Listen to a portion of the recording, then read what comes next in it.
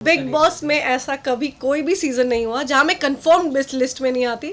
लोगों को रिजेक्ट करने में या एक्सेप्ट करने में लिटरली शायद 2 मिनट लगता है, लेकिन उसके पीछे बहुत मेहनत जाती है। हर ड्रग को लेने का तरीका अलग है। चिट्टा बेसिकली एक ड्रग बेस्ड कहानी है। हम जिस देश में रहते हैं हम डर से रहते हैं। ग्लैमरस वो नहीं है कि हाँ ये तो बॉलीवुड की पार्टीज में ड्रग्स होते हैं। Sorry, thank you so much. I am very happy कि मेरी पूरी इंडस्ट्री यहाँ है मुझे सपोर्ट करने के लिए, और बहुत ऑलरेडी प्रोमो पे बहुत अच्छा मुझे रिस्पॉन्स आ रहा है। Lot of people have message me and called me. तो आई फील वेरी नाइस कि जब आप बहुत मेहनत से कुछ एक प्रोडक्ट बनाते हैं तो बड़ा पूरी टीम की बड़ी उम्मीदें जुड़ी होती हैं, और लोगों को रिजेक्ट करने में या एक्सेप्ट करने में लिटरली शायद 2 मिनट लगता है, लेकिन उसके पीछे बहुत मेहनत जाती है जो हम सब समझेंगे क्योंकि हम सब इस इंडस्ट्री से हैं। तो बहुत अच्छा लग रहा है कि बहुत प्यारा रिस्पांस ऑलरेडी आ रहा है। 22 को रिलीज़ हो रही है अतरंगी चैनल पर चिट्टा वे, और आई एम वेरी एक्साइटेड। सो चिट्टा नाम है ड्रग का कलर होता है सफ़ेद। तो सफ़ेद को पंजाबी में कहते हैं चिट्टा। तो चिट्टा बेसिकली एक ड्रग बेस्ड कहानी है जहाँ पे ये बहुत हार्ड हिटिंग इशू है और बहुत ही रियल और बहुत ही पड़ोस में रहने वाला इशू है। ये बहुत दूर की किसी कंट्री में हो रहा है या पड़ोसी किसी मुल्क में हो रहा है या कहीं बाजू में हो रहा है, ऐसा नहीं है। ये लिटरली मैं बाहर निकलूँगी अगर इस बिल्डिंग से तो शायद यहीं पे कोई किसी को बेच रहा होगा, शायद किसी छोटे से बच्चे को पेडल करने के लिए कुछ दिया होगा। तो ये एक ऐसा इशू है जो हमारी कंट्री में बहुत ही तादाद में हो रहा है, और इसमें छोटे से छोटे बच्चे को भी पेडल करवाया जाता है उनसे, और बड़े से बड़े को इन्वॉल्व किया जाता है, और ऐसे ऐसे तरीक़ों से ड्रग्स एक दूसरे तक पहुंचाए जा रहे हैं कि पुलिस भी कैसे पकड़े। तो सिर्फ पुलिस एक ऐसी चीज़ नहीं होनी चाहिए या एक ऑर्गेनाइजेशन नहीं होनी चाहिए जिनके कंधों पे हम ये भार रखें। इसीलिए we have to do this awareness ताकि लोग इन जनरल इस चीज़ को समझें और उनको समझ में अच्छा ये इसलिए कर रहा है। तो ये अवेयरनेस की बहुत ज़रूरत है।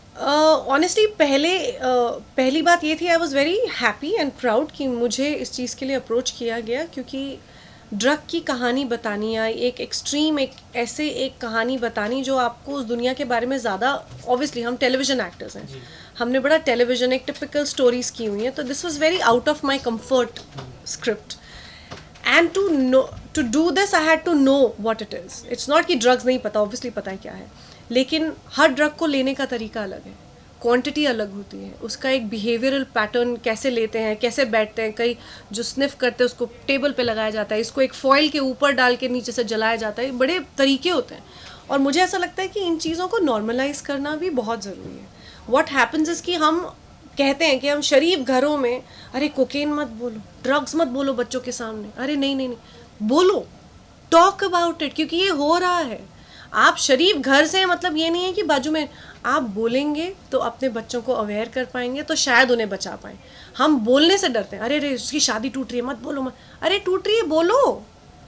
Speak about the raising issues of our society. हमारी सोसाइटी में डर इतना है ना, हम जिस देश में रहते हैं हम डर से रहते हैं, इसलिए शायद और ज़्यादा खोखले होते हैं। हमारा जो कंट्री है, वी आर 50% यूथ, जो हमें कितना पावरफुल बनाता है। आप सोचिए, पूरे वर्ल्ड में, इंडिया में 50% यंग पॉपुलेशन है जो हमारी इंडिया को इतना पावरफुल बना सकता है, और वो ही खोखला हो रहा है। तो ये तो बहुत ज़रूरी है हम सब मदर्स को, बड़ों को, छोटों को, छोटे शहर वालों को, अनपढ़ गवार या बहुत पढ़े लोगों को बोलो, ड्रग्स को लाउडली बोलो कि ये ड्रग्स होता है और इससे हमें बचना है। इसलिए we are coming up with such kind of shows कि लोग देखें, समझें और उसके ज़रिए समझें कि ऐसे भी होता है। बहुत ही रियल अवेयरनेस है, ये रियल में हो रहा है। जब आप कि शायद ड्रग, और ये जिसकी कहानी है, मेरे किरदार का नाम है मनप्रीत, जो एक पंजाब के छोटे से शहर की एक औरत है जो जिसको ड्रग तो बहुत दूर की बात है, उसके ज़िंदगी का सबसे बड़ा हाई पॉइंट है कि आज मेरे पति ने मेरी तारीफ़ की, उसने चूड़ा पहना हुआ है और मुझे शायद बच्चा हो जाएगा तो मैं अपनी सास को बड़ा खुश कर दूँगी। इस लड़की की ज़िंदगी में इससे बड़ी हैप्पीनेस नहीं। वो कोई हमारी बॉलीवुड इंडस्ट्री को बिलोंग नहीं करती, उसको कोई पार्टी में जाके अपना कोई इंस्टाग्रामर नहीं है, कोई इन्फ्लुएंसर नहीं है। ये कहानी के बताने का मतलब ये है कि ये वहाँ तक पहुँचा हुआ है। ये स्टीरियोटाइप नहीं, अरे तुम तो एक्टर, तुम तो ड्रग लेते हो, इससे कोई लेना देना नहीं है। छोटे छोटे शहरों में ये खोखलापन चल रहा है। तो ड्रग जब वो लेती है वो जैसे ही ड्रग उसको चखाया जाता है किसी भी कारण से, वो एक ऐसी दुनिया में पहुंच जाती है जहाँ पे उसके पति उसको प्यार कर रहे हैं, उसका बच्चा उसकी गोदी में, जो उसको हो ही नहीं रहा बच्चा, वो सडनली उसका बच्चा उसकी गोदी में आ गया, वो ऐसी दुनिया में पहुंच जाती है जो वो ड्रीम कर रही है। तो जो ड्रग लेने के बाद वाली दुनिया है उसको वो भाने लग जाती है, लेकिन वो जो रियलिटी नहीं है वो इसकी रियलिटी बनने लग जाती है। And how what this drug does is it gets you in that hallucination बोल लो, वो make believe world बोल लो, वो आपको अच्छा लगने लगता है, सडनली ताकत आ जाती है आप में, आप बड़े बिंदास हो जाते हो, लेकिन रियल में आप नहीं हो ना। तो कैसे वो खोखला आपको करती है और फिर उस खोखलेपन में वो क्या क्या करती है और उसका कितना एडवांटेज लिया जाता है, और फिर ये जब अपने होशो आवाज़ में आती है और फिर वो रिटेलिएट करती है। लेकिन ये तो हो रहा है। तो yeah, it was a crazy journey playing this role. I think सबसे पहला ये हिट किया कि ये किस तरह से बेचा जाता है। ये आप, जैसा मैंने कहा, मैं इस बिल्डिंग से नीचे जाऊंगी तो अब मेरे दिमाग में, क्योंकि मैंने इतना रिसर्च इस पे किया और हम भी शायद इतने अवेयर नहीं थे कि नीचे जाएंगे तो शायद कोई सब्जी की रेडी के पास में कोई आदमी खड़ा होगा, आपको लगेगा नॉर्मल किसी के लिए वेट कर रहा है, वो किसी ना किसी को पेडल कर रहा है। आप आसपास अगर उस नज़रिए से देखना शुरू करेंगे तो आप ही की नज़र में दिख जाएगा 10 चीज़ें गलत हो रही हैं। फटाफट अवेयर कीजिए, गो इन्फॉर्म द डैम पुलिस। ये मत सोचो कि कोई और करेगा। हम हमेशा ये सोचते हैं ना कि यार हमारे घर में नहीं हो रहा, कौन पसड़े में पड़े। टेल, अगर हम एज अ सोसाइटी इस चीज़ को एक्सेप्ट कर लें कि ये तो हो रहा है भाई, तो इस चीज़ पे ना अवेयर हो कि भैया पड़ोस वाला क्या बोलेगा या क्या। Stand up, if society stands up for society, ये प्रॉब्लम ही इरेडिकेट हो जाएगी। प्रॉब्लम ही ये होता है, हम ये सोचते हैं नहीं नहीं ये तो बड़े लोगों के शौक है। नहीं नहीं, एक्सक्यूज़ मी, छोटे छोटे शहरों में चल रहा है ये कोई ग्लैमरस वो नहीं है कि हाँ ये तो बॉलीवुड की पार्टीज़ में ड्रग्स होते हैं। सॉरी, छोटे छोटे गाँव में जाइए, वहाँ आपको नशे करने वाले बहुत मिल जाएंगे। और हम ये भी स्टीरियोटाइप, मैंने सुना है कि ये पंजाब में ज़्यादा होता है। सबसे ज़्यादा नशा यूपी में हो रहा है, महाराष्ट्र में हो रहा है, 3rd नंबर पे आता है पंजाब। सो हर जगह है ये स्टीरियोटाइप है, यार ये तो ऑब्वियसली पंजाब में ही हो रहा है। हर जगह हो रहा है भाई, आप आजू बाजू देखिए। और हमारे सोसाइटी में ये डरते हैं, जैसे पड़ोसी बोलेगा अरे यार उसकी ना बेटी ले रही है, इसके तो संस्कारों में प्रॉब्लम है, लड़की ने किया। आप ये बोलने से अच्छा जाइए उनकी मम्मी को बताइए, देखिए ऐसा हो रहा है, चलो एज अ सोसाइटी इस बच्ची को निकालते हैं, उनको डाउन। आपके घर में क्या चल रहा है आपको नहीं पता होगा, वहाँ भी हो रहा होगा शायद। तो जिस दिन हम एज अ सोसाइटी एक दूसरे के लिए खड़े हो जाए instead of pulling each other down, और उस डर में कि हाय हो पता है ये हो, इस चक्कर में बढ़ रहा है, तो ये बोलना ज़रूरी है, यू नो। तो I feel this topic has to come out. मेरे बाद जिट्टा वे ख़त्म हो, फिर एक और शो बने, फिर एक और शो बने, ये कंटिन्यूसली हार्ड हिटिंग आते रहना चाहिए ताकि लोगों के जहन से जाए नहीं कि इट्स अ रियलिटी। यार अगेन ये कोई शौक बड़े लोगों का नहीं है, ये एक स्टीरियोटाइप है जो लोगों ने डाला हुआ है कि अरे यार ये ड्रग्स तो ना ये सेलिब्रिटीज़ करते हैं। तो ये बॉलीवुड से एसोसिएट करना ही हमारी सोसाइटी का ओछापन है। हमारी इंडस्ट्री में हो रहा है, हाँ, आपकी इंडस्ट्री में हो रहा है, हाँ, किसी टीचर्स के गैंग में हो रहा होगा, हाँ, आप कॉल सेंटर जाइए वहाँ भी हो रहा है। आप गांव के जो पढ़े लिखे नहीं हैं, वो गांव वाले बैठे होंगे कहीं पे लगा के, वो भी ड्रग्स ले रहे हैं भाई। उनका इंडस्ट्री से, इन्फ्लुएंसिंग से कोई लेना देना नहीं है।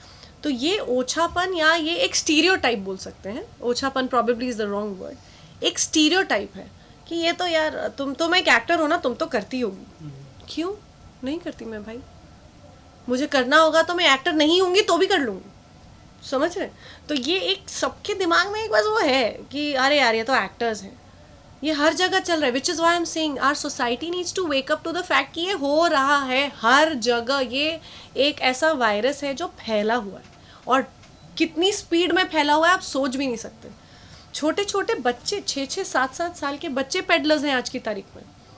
उनको कैंडी दी जाती है ड्रग चिपका के, वो बच्चा 6 साल का वो ऐसे अंकल को ढूंढता है कि वो कैंडी मुझे यही अंकल देंगे, क्योंकि वो अपना क्लाइंट तैयार कर रहा है। फिर ये क्लाइंट तो खरीद नहीं सकता, 6 साल का बच्चा कैसे खरीदेगा? तो आप इसका फ़ायदा कैसे उठाएंगे?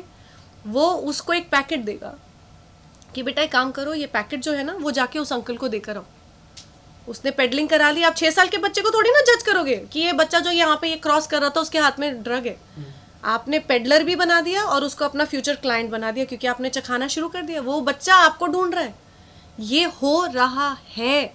सो जब तक हम इस चीज़ को एक्सेप्ट नहीं करेंगे एज अ सोसाइटी, इसको इरेडिकेट कैसे करेंगे? So it is very important. यार आई एम वेरी हैप्पी जिस तरह से, जैसा मैंने कहा, अभी इतने सारे प्लेटफॉर्म्स आ गए हैं।